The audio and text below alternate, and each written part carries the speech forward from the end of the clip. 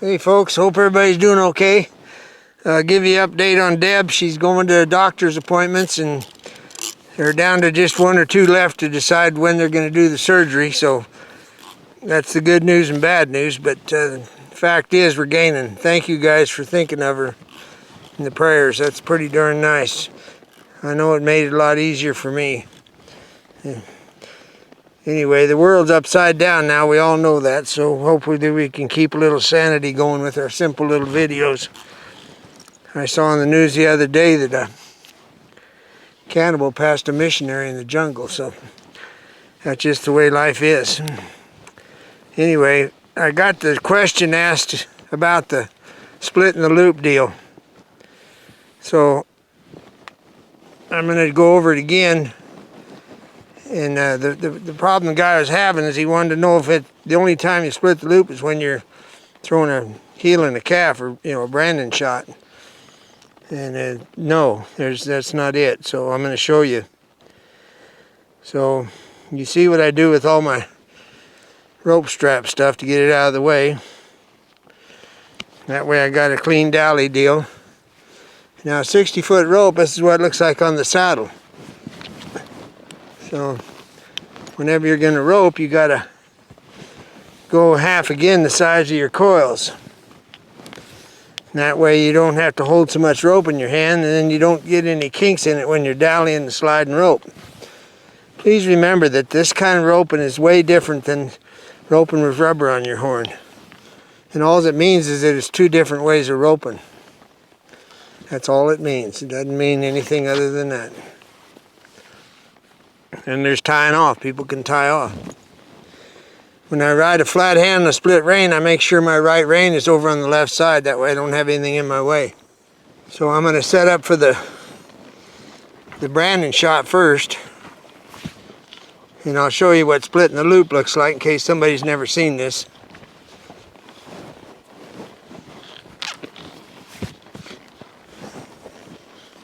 So the typical traditional branding shot's right here. Splitting the loop means that you you can do it several ways. When you're learning, you can put your little finger in there. What I do is I just pinch with my index finger and my thumb. So when I let go of the loop goes and I hold on to my rope. That's called splitting the loop. The reason we do it is because it's faster to get to the horn. You don't throw your whole rope away. And in some other shots you're going to see you need to hang on to the spoke to handle the rope correctly. So I'm going to split the loop on this is the trap he was talking about. This is just a no-brainer branding heel shot. I've split the loop and I'm hanging on to it. Now out in the pasture, if you got something that's already headed and fighting you running backwards, all you got to do is get out of the way and let it go backwards. You'll catch it in the loop. Remember, everything's fair in the pasture. But some of the other shots where you can split the loop is the other branding shot I've shown you that's simply for catching a little calf going down the fence. You end up driving the calf is what you do. So you're like this, pushing it, going down the fence, and you split the loop. And the idea is to lay the rope in the center of the calf's back. I'm going to hold on to the spoke. So now the calf just walks through with its front feet. I keep my hand up and I'll have two hind feet. So that's another one. This is for little bitty calves or calves that hug the fence. It's not a trick, it's a practical shot because everybody tries to throw this and they just keep hitting the fence. Imagine that. So the way to learn this particular shot, the way I learned a lot of my shots I throw is bulls all should be gathered by now, but if you still got some you got to go get, then when you're walking down the trail, this is how you learn this loop. Now I'm going to split the loop again. And I'm just going to hang on to the spoke. There's the spoke in my hand. So it's the exact same shot I just threw. I just do it on my horse's head while I'm mindlessly wandering going back to the ranch. And then of course if you got a bull that's dumber than a rock or crippled or whatever because it's late getting out, that's how you learn all the right hind, left hind, all those hind foot shots. And you can split the loop for that too. But I'm just going to show you the basic ones. And this, in case if you need to know names, this shot I just threw is just a Del Viento. I'm going to throw the same shot on the roping dummy.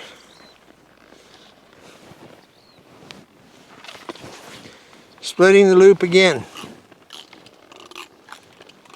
Make sure that your horse is in line with the hip.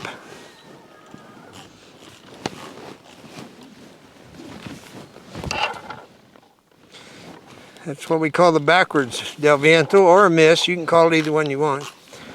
I'll try it one more time.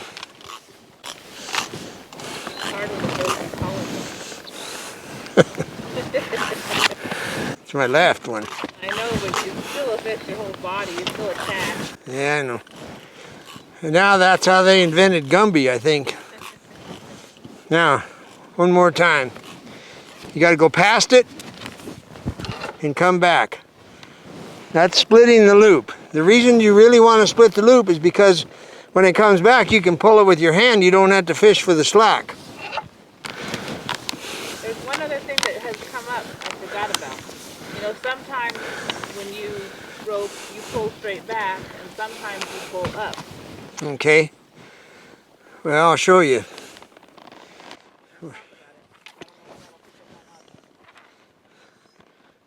What Deb is asking me is that she sees sometimes I pull my slack straight back when I'm roping a hind foot, and sometimes I pull up. And what it amounts to is that if I happen to catch the right hind leg, if I'm between the hock and the ankle, I pull my slack like this because I'm between the hock and the ankle. If it lands low, like it's going to collapse, then I pull my slack straight up, and that pulls it up so it doesn't get stuck in the dew claws. That's why you do that. That's a side note, folks. It has nothing to do with splitting the loop. There's a shot that happens quite a bit. Is that here's a long spoke. When you're on a horse, you got to use a longer spoke. And this is basically a Houlihan, and you hang on to the spoke. Now it's there. You can pick up a front foot, or you can raise your arm and jerk your slack. So that'd be like for a small corral come out of the corner or something? Yeah, if you're dragging calves correctly, meaning heading and heeling them, that's a really good head shot. And I might as well go there. If you're surrounded by a bunch of heathens that all they're doing is swinging their ropes, thinking it's a 2-head average or whatever the hell they call it, this loop is worth $1 million because you're just going to slip up there and you're not. Maybe you can hear it on the video. This is what I get to watch at Brandon. Okay, if you got 5 guys or 4 doing that, it's going to get ugly. So if you can just ride in and throw your trap, you're going to get all the easy stuff. Remember, in this kind of roping, there's nothing wrong with missing. Keeps you humble. Gotta get the flies off the back. And the Houlihan over the hip, that's the Houlihan headshot. And I've been known to throw it this way. Now you got to swing on this one. But I've been known to hang on to the spoke sometimes because, especially with squirty calves in the corral, so when you throw it, you go over and jerk your slack. And I had the rope in my hand. See, I had it the whole time. I didn't let go of the spoke. So now you just step your horse's hindquarter over, fall in behind it, and you'll pick up your deal and then go to the fire. So that's a pretty handy shot in the corral. And you know, for the sake of knowing, at 35 miles an hour outside, you don't split your loop. Things are going too fast. This is for accuracy in the corral. Now another shot where you split the loop is it's called a Controviento if you want to get particular, but the fact is, if you got something that's already got a rope on the hind leg and the opportunity arises, you can just hang on to the spoke once again, go on by,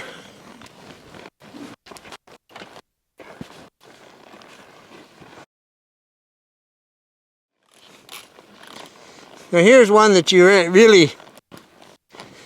really want to split the loop, or it doesn't work very good. You can do it. The farther you get away, just the longer the spoke you have. The Charles, they're absolute genius at this, but I'm not. I'm going to hang on to the spoke. There's the shot. The reason I like that loop is because, as you can see, it's forward or back. And when I'm roping by myself in the corral, it's one of the shots I like, because I'll just ride to the head like this, and you can see my trap on this side, and they'll just back right into my trap. And then I just keep going around them. I've got them in the trap, step the hindquarter over, and there I am. So it is worth a lot to be able to split the loop. So I think that's all the news. I want to say hi to Bo up in North Dakota. Tell him thanks again for everything. And Do you want to talk about our bit? this is our bit, the Western bit on Handsome. And that's a 5.5, incidentally, the mouthpiece. And we're trying real hard to offer these different sizes so that they're real comfortable on a horse. And he likes it, and that'll be his bit for the rest of his life there. He's on to it. So you guys, everybody take care, and we'll talk to you later. Adios.